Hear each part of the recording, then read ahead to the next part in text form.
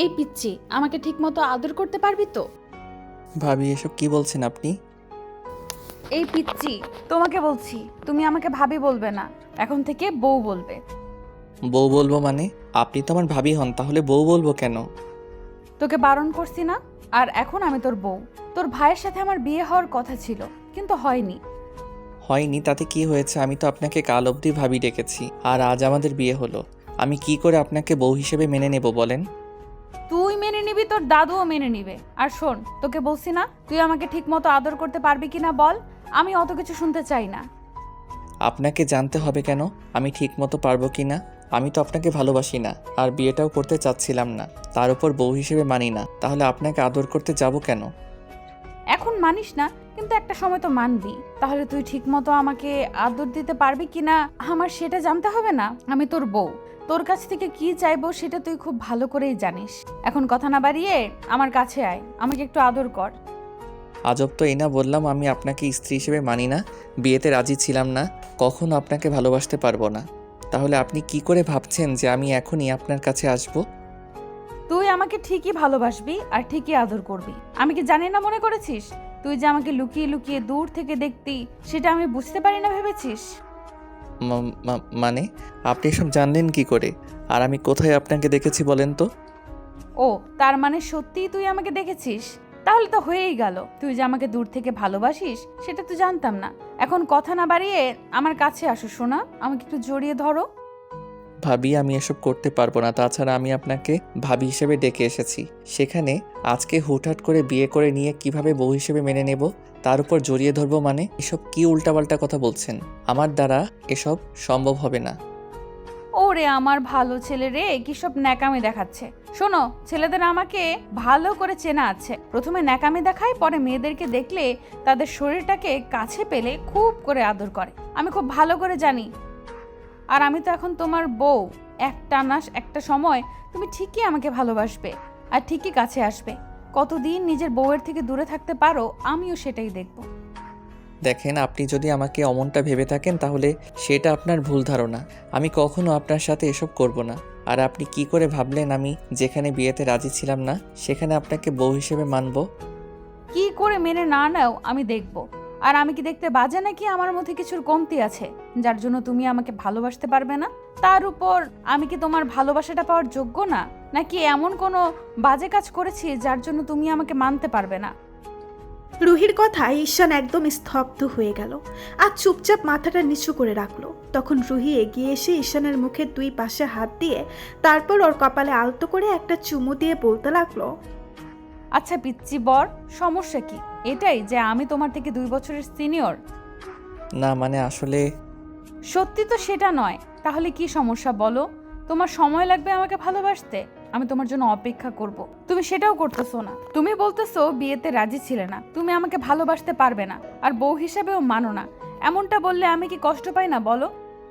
আমি জানি তুমি আমার থেকে জুনিয়র বলে আমাকে মেনে নিতে চাইছো না, কিন্তু দেখো, বিয়েটা তো যেখানে তোমার ভাইয়ার সাথে হওয়ার কথা ছিল সেটা না হয়ে তুমি আমাকে বিয়ে করেছো। এটা কি আমার দোষ ছিল বলো? তোমার ভাইয়া তো আমাকে পছন্দ করতো না, অন্য একটা মেয়েকে ভালোবাসতো।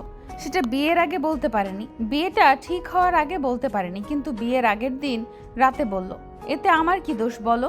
আমি তো সবটা মেনে নিতে চেয়েছিলাম, কিন্তু তোমরা যখন আমাদের বাসায় গিয়েছিলে ভেবেছিলাম তোমার সাথে আমার বিয়ের কথাটা হবে, কিন্তু হুটহাট করে তোমার বাদর ভাইয়াটা আমাকে দেখার জন্য সামনে গিয়ে বসে পড়লো। তখন খুব খারাপ লেগেছিল। হুটহাট করে যে বর একটা এরকম চেঞ্জ হয়ে যাবে আমি সেটা জানতাম না। কিন্তু দেখো, আমি তো তোমার ভাইয়াকে ভালোবাসিনি, কিংবা আমাদের মাঝে তেমন কিছুই হয়নি।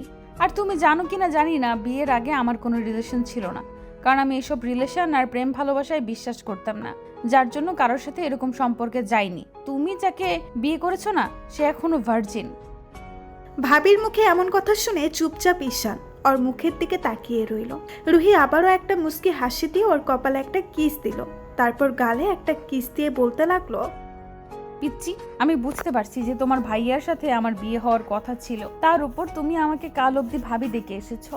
তারপর হুটহাট করে রাতে তোমার ভাইয়া জানিয়ে দিল বিয়েটা করবে না। তাহলে কি করে এমনটা হবে না? আমি বুঝতে পারছি তোমার সময় লাগবে, দেখো, নিজের বউকে ছেড়ে কেউ দূরে থাকতে পারে না, কিন্তু যবে থেকে তুমি আমাকে ভালোবাসতে শুরু করেছো এসব তোমার কাছে কোনো ফ্যাক্ট না।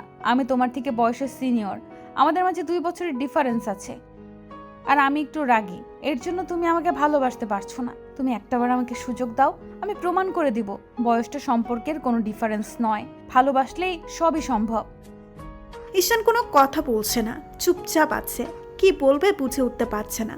এটা ঠিক যে আব্বু আম্মুর কথাতে বিয়েটা করে নিতে হয়েছে, আর ভাই এরকম একটা কাজ করবে ভাবতেও পারেনি ঈশান। অন্য কাউকে ভালোবাসে সেটা বিয়ে ঠিক করার আগেই বলে দিত, তাহলে ওরা বিয়েটা ঠিক করতো না, কিংবা ঈশানের সাথে বিয়েটা ঠিক করতো।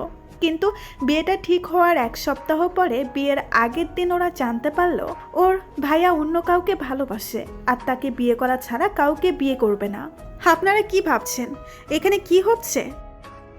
এতক্ষণে হয়তো সেটা কিছুটা হলেও আন্দাজ করতে পেরেছেন। আসলে ঈশানের ভাইয়া একটা মেয়েকে ভালোবাসতো, সেটা বাসায় বলতে পারছিল না। আর তারপর যখন কালকে মেয়েটা সুইসাইড করার চেষ্টা করে, তখন ঈশানের ভাইয়া ওকে বিয়ে করবে বলে। ভাইয়া মেয়েটাকে প্রচণ্ড ভালোবাসে, তাই বাসায় এসে বলে মেয়েটাকে বিয়ে করবে। আপু প্রচণ্ড পরিমাণে রেগে যায়, তারপর ওকে কয়েকটা থাপ্পড় মেরে ত্যায্য পুত্র করে বের করে দেয়। ঈশানের ভাইয়ার উপরে খুব রাগ হয়েছিল যে বিয়ের আগের দিন রাতে এসব কি নাটক, তাছাড়া এখন সম্মানটা বাঁচবে কি করে। তো ভাগ্য ওর 2 ভাই ছিল, যার জন্য আব্বু ওর সাথে রুহির বিয়েটা দিয়েছে, না হলে কি একটা কেলেঙ্কারি হয়ে যেত। ঈশানের এটা ভাবতেও ভালো লাগছে যে আব্বু সম্মানটা বাঁচাতে পেরেছে। আবার পরক্ষণে মনে হচ্ছে যে বিয়েটা ওর ভাইয়ার করার কথা ছিল সেটা ওকে করে নিতে হয়েছে, তাই হয়তো মানতে কষ্ট হচ্ছে। তার উপর রুহির বাসায় যখন জানতে পেরেছিল এরকম কিছু ঘটেছে, তখন রুহির আপু প্রচন্ড পরিমাণে সিনক্রেট করেছিল। ঈশানের আপু এক প্রকার ওনার হাতে পায়ে ধরার মতো অবস্থা হয়ে গেছিল। তখন ঈশানের মামা আর ওর কয়েকটা কাজিন রুহির আব্বুকে বুঝাতেই উনি আর কোনো উপায় না পেয়ে সম্মানটা বাঁচাতে বিয়েটা দেয়। আর ঈশানের আব্বু ওনাকে কথা দিয়েছে ঈশান ওনার মেয়েকে কখনো কষ্টে রাখবে না। আর ঈশান যদি সেটা করে তাহলে রুহি এগুলো বাসায় গিয়ে বললে 2 পরিবারের মাঝে সম্পর্কটা নষ্ট হবে। এই জন্য কিছু বলতে পারছে না, কিন্তু হঠাৎ করে বাসর ঘরে আসার পর এরকম কথা বললো দেখে ঈশান এরকমভাবে রিয়্যাক্ট করে বসলো। ঈশান কোনো কথা বলছে না দেখে রুহির চোখের পানে টলমল করতে লাগলো। ও বুঝতে পারলো ঈশান হয়তো ওকে কখনো মেনে নিতে পারবে না, তাই রুহি বলতে লাগলো, আচ্ছা পিচ্চি বর, তোমার ভালোবাসাটা যদি আমার কপালে থেকে থাকে তাহলে আমি একটা না একটা সময় ঠিকই তোমার ভালোবাসাটা পাবো, আর আমি জানি সেটা খুব শীঘ্রই হবে। আর যদি না থাকে তাহলে আমি এখান থেকে অনেক দূরে চলে যাব। দেখো, আমি ভাবতেই পারছি না যে সারা জীবন যেখানে রিলেশন করলাম না, কাউকে ভালোবাসলাম না, কারোর সাথে উল্টাপাল্টা কিছু করিনি, সেখানে আমার স্বামী আমাকে বিয়ের পর বলছে আমাকে মেনে নিতে পারবে না, আমাকে ভালোবাসে না। এটা কি আমার জন্য কষ্টের নয় বলো? রুহি বেশ কিছুক্ষণ কান্না করলো। তারপর একটা সময় বালিশ আর চাদর নিয়ে যখনই সোফায় শুতে যাবে তখনই ঈশান বলতে লাগলো, আসলে আপনি ওদিকে কোথায় যাচ্ছেন? বিছানায় শুয়ে পড়ুন। যে কপালে স্বামীর ভালোবাসাটা নেই সে কপালে এক বেডে শেয়ারের চিন্তাটা কি করে থাকতে পারে? তুমি শুয়ে পড়ো, আমি এখানে মানিয়ে নিতে পারবো। আজকে থেকে না হয় এটাই আমার বেড হয়ে গেল। যেদিন জানতে পারবো তুমি আমাকে কখনো ভালোবাসতে পারবে না, সেদিন এখান থেকে অনেক দূরে চলে যাব। রুহি কয়েকটা দিন ঈশানের উপরে রাগ করে থাকলেও তারপর ওকে ভালোবাসা দেখানোর চেষ্টা করতো। ভাবতো যে একটা সময় ঈশান ওকে মেনে নিবে আর ভালোবেসে ওকে বুকে জড়িয়ে নিবে। তাই রুহি ঈশানের প্রতি প্রচণ্ড পরিমাণে ভালোবাসা দেখাতো। আর রুহি আব্বু আম্মুকে এত বেশি সম্মান করতো, এত বেশি ভালোবাসতো, কেয়ার করতো, যার জন্য ওরা ভুলে গিয়েছিল ওদের একটা মেয়ে নেই। 1 মাসের মধ্যে রুহি ও আব্বু আম্মুর প্রচন্ড পরিমাণে প্রিয় পাত্রী হয়ে উঠল। আম্মু মাঝে মধ্যে খেয়াল করেছে রুহি প্রায় মন খারাপ করে থাকে আর কেমন যেন সবসময় কান্নাকাটি করে। আম্মু যতবার ওকে রুমে একা থাকতে দেখেছে যে রুহি একা একা চোখের পানি ফেলে। আম্মু যতবার ওকে জিজ্ঞাসা করেছে কি হয়েছে, রুহি বিষয়টা এড়িয়ে যাওয়ার চেষ্টা করেছে। কিন্তু আমি বুঝে গেছি যে ওদের মাঝে সম্পর্কটা কেমন। যেহেতু ঈশানের ভাইয়ের সাথে রুহির বিয়ে হওয়ার কথা ছিল, সেখানে ছোট ছেলের সাথে বিয়ে হলে কি করে মেনে নেবে, কিংবা ওকে মেনে নেয়নি বলে এরকম হচ্ছে। আম্মু ভেবেছে ঈশানের সাথে কথা বলবে। তো সেদিন রাতে ঈশান বাসায় আসলে তারপর আব্বু আম্মুর সাথে খাওয়া দাওয়া করে রুহি খাবার টেবিলটা পরিষ্কার করতে লাগলো। তখন ঈশান রুমে চলে যেতেই আম্মু গিয়ে দেখে ঈশান রুমে শুয়ে আছে। আম্মু গিয়ে ঈশানের সামনে গিয়ে দাঁড়াতেই ও উঠে বসে আর বলতে শুরু করে, আম্মু তুমি কিছু বলবে? বলার তো আছে অনেক কিছুই, কিন্তু তুই যে বুঝতে পারবি না বললে আমি সেটা খুব ভালো করেই বুঝতে পারছি। কি বলবে বলো? আমি তোমার সব কথা শুনবো। তুমি এমন করে আমাকে বলতেছো কেন? আমি কি তোমার কোনো কথা রাখি না বলো? তোর আব্বু, আমি কিছুদিন যাবৎ দেখছি রুহি সব সময় মন খারাপ করে থাকে। যখন একা রুমে থাকে আমাদের চোখের আড়াল থাকে। আমি প্রায় দেখেছি ও কান্নাকাটি করে আর এত বেশি কষ্ট পায়, যার জন্য আমি বুঝে গেছি তোমাদের সম্পর্কটা কেমন। আব্বু, একটা কথা বলো তো, তুমি কি ওকে এখনো ইগনোর করো? এখনো দূরে সরিয়ে রেখেছো? দেখো আব্বু, বিয়েটা হুটহাট করেই হয়েছে। তোমার ভাইয়ার সাথে ওর বিয়ে হওয়ার কথা ছিল, কিন্তু সেখানে তোমার সাথে হয়েছে। তুমি তো একটা সময় বিয়েটা করতেই। তার উপর তোমার ব্রেকআপ হয়ে যাওয়ার পর থেকে আমি দেখছি তুমি সবসময় মন খারাপ করে থাকো। কিন্তু যবে থেকে রুহি তোমার ভাবি হয়ে আসবে বলে পরিচয় হয়েছে, তবে থেকে তুমি ওর সাথে বেশি হাসি হাসি করে কথা বলতে। ভাবি বলতে এটা ঠিক আছে, কিন্তু এখন তো তোমার বউ হয়েছে, তাহলে তাকে মেনে নিতে পারবে না কেন? ওকে এমন অন্যায় করেছে যার জন্য তুমি ওকে এমন করে কষ্ট দিচ্ছ। একটা মেয়ে তোমাকে ভালোবেসে কষ্ট পাচ্ছে আর তুমি তার কষ্টটাকে আরো বাড়িয়ে দিচ্ছ। তুমি তো একটাবার ওকে একটু মেনে নেওয়ার চেষ্টা করতে পারো। ভালোবাসতে না পারলে স্ত্রীর অধিকারটা তো দিতে পারো। ভালোবাসা না থাকলে কি মানুষ সংসার করে না? তুমি সেটাও করছো না।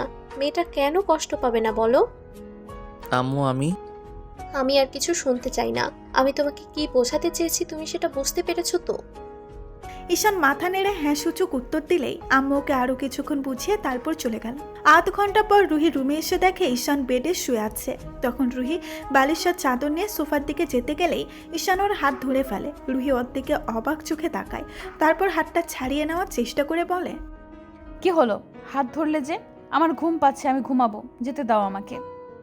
অনেক তো সোফায় ঘুমালেন, এখন কি স্বামীর বুকে একটু মাথা রাখতে পারেন না? নাকি এখনো তার ভালোবাসাটা পাওয়ার ইচ্ছা নেই আপনার? ঈশানের কথা শুনে রুহি প্রচন্ড পরিমাণে অবাক হয়ে ওর দিকে তাকিয়ে রইল। তখন ঈশান একটা মুচকি হাসি দিয়ে বিছানা ছেড়ে উঠে তারপর ওর হাত থেকে বালিশ আর চাদরটা নিয়ে রেখে তারপর ওর মুখের পাশে হাত রাখলো। রুহি কেমন যেন অবাক চোখে ওর দিকে তাকিয়ে আছে। ঈশান আলতো করে ওর কপালে একটা কিস করে, তারপর ওকে বুকের সাথে আলতো করে জড়িয়ে ধরতে রুহি কেমন শান্ত হয়ে গেল। কিছু বলার আগেই রুহি ফুপিয়ে কান্না করে দিল। ও বুঝতে পারছে যে ঈশান হয়তো ওকে এখন মেনে নেবে। ঈশান ওকে আরো শক্ত করে জড়িয়ে ধরলো আর বলতে লাগলো, কি হয়েছে আমার পাগলি বউটার? এখন তো তাকে মেনে নিয়েছি, তাহলে এখন সে কান্নাকাটি করছে কেন? নাকি আমার ভালোবাসাটা তার কাছে খুব বেশি তুচ্ছ লাগছে? ঈশান কথাটা বলে শেষ করতে পারলো না, তার আগেই রুহি ও শার্টটা দুই হাতে শক্ত করে খামছে ধরলো আর ফুপিয়ে কান্না করে উঠল।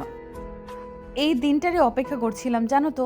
আমি ভয় পাচ্ছিলাম যে তুমি আমাকে কখনো ভালোবাসবে কিনা, কিন্তু আমার আত্মবিশ্বাস ছিল যে আমি আমার স্বামীকে যতটা ভালোবাসি, যতটা নিজের করে পেতে চাই, উপরওয়ালা হয়তো একদিন ঠিকই আমাকে তার কাছে ফিরিয়ে দিবে। আর আজকে সেটাই হয়েছে। তাহলে এভাবে কান্নাকাটি করতেছো কেন? নাকি আমার ভালোবাসাটা তোমার কাছে ভালো লাগছে না? আমি তোমাকে জড়িয়ে ধরেছি বলে তোমার খারাপ লাগছে? এটা কষ্টের কান্না নয়, আনন্দের। তুমি সেটা বুঝতে পারো না, কোনটা কষ্টের আর কোনটা আনন্দের কান্না সেটা তোমার বোঝার বয়সটা এখনো হয়নি নাকি পিচ্চি বর? আপনি আমাকে বুঝিয়ে দিবেন তাহলেই হবে, নাকি আপনার স্বামীকে আপনি শিখিয়ে পড়িয়ে নিতে পারবেন না? এখন থেকে আমি তোমাকে কিছু শিখাবো না, তুমি আমাকে শিখিয়ে দেবে। তুমি ভাবো হয়তো সিনিয়র কাউকে বিয়ে করলে, তাকে বউ হিসেবে পেলে সে হয়তো তোমাকে অনেক বেশি শাসন করবে, অনেক বেশি রাগারাগি করবে তোমার উপর, তাই না? আমি তোমার উপর একটুও রাগ করব না, অভিমান করব না। তুমি যদি আমার উপর রাগ করো, আমি কান্না করে দিয়ে তোমাকে জড়িয়ে ধরবো, দেখবো তুমি কি করে আমার উপর রাগ করে থাকতে পারো। তাই? আচ্ছা ঠিক আছে পাগলি, কান্না করতে হবে না। এখন থেকে তোমাকে একটু কষ্ট দিব না। দেখো, আর অনেক কষ্ট দিয়েছি, এখন থেকে শুধু ভালোবাসবো। তাহলে আদর করো, দেরি করতেছো কেন? আমি তো তোমার স্পর্শ পাওয়ার জন্য এই একটা মাস যাবৎ ব্যাকুল হয়ে আছি। তাই? তাহলে দেখাচ্ছি কি করে আদর দিতে হয়। রুহি ঈশানকে খুব শক্ত করে জড়িয়ে ধরলো। লজ্জায় তখনই ঈশান ওকে ছাড়িয়ে নিয়ে তারপর কোলে তুলে নিল। রুহি ভয়ে ওর গলাটা জড়িয়ে ধরে রাখলো। এই যে ভাইয়া এবং আপুরা, এরপর হয়তো কি হতে যাচ্ছে আপনাদের বুঝতে আর বাকি নেই, তাই ভুলেও কিন্তু আর জানার চেষ্টা করিয়েন না। আমাদের দেয়া গল্পটি যদি আপনাদের ভালো লেগে থাকে তাহলে একটি লাইক করুন। আরও নতুন নতুন গল্প পেতে চ্যানেলটি সাবস্ক্রাইব করে বন্ধু হয়ে আমাদের পাশে থাকুন। ধন্যবাদ সবাইকে।